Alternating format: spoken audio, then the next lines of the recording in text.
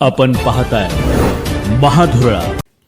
महा breaking news मध्ये आपलं स्वागत. कोल्हापूर महापालिकेची निवडणूक आता मतमोजणी जोरात सुरू झालेली आहे. प्रभाग 9 मध्ये मोठी ब्रेकिंग न्यूज हाती येते की ते स्थायी समितीचे माजी चेअरमन शारंगधर देशमुख हे आता पहिल्या फेरीत मागे आहेत. तिथं राहुल माने माजी नगरसेवक पुढे आहेत, जे आमदार सतेज पाटील यांचे शिलेदार सध्याचे आणि माजी शिलेदार शारंगधर देशमुख हे पहिल्याच फेरीत मागे पडल्यात. विशेष म्हणजे इथं पहिल्या फेरीत बाकीचे सगळे महायुतीचे उमेदवार हे पुढे आहेत, जे रिंकू देसाई, माधवी पाटील हे सगळे पुढे आहेत आणि शारंगधर देशमुख मात्र पहिल्याच फेरीत पिछाडीवर आहेत.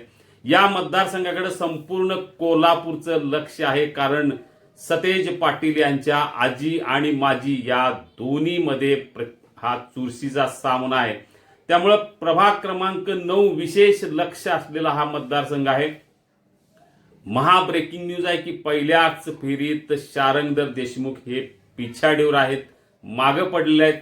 अजून बऱ्याच फेऱ्या आहेत, अजून तासभर लागेल संपूर्ण निकाल लागायला. पण धक्कादायक हेच की पहिल्या फेरीत शारंगधर देशमुख पुढे, राहुल माने हे आघाडीवर आहेत, जो फुलेवाडी परिसरात हे पुढे आहेत.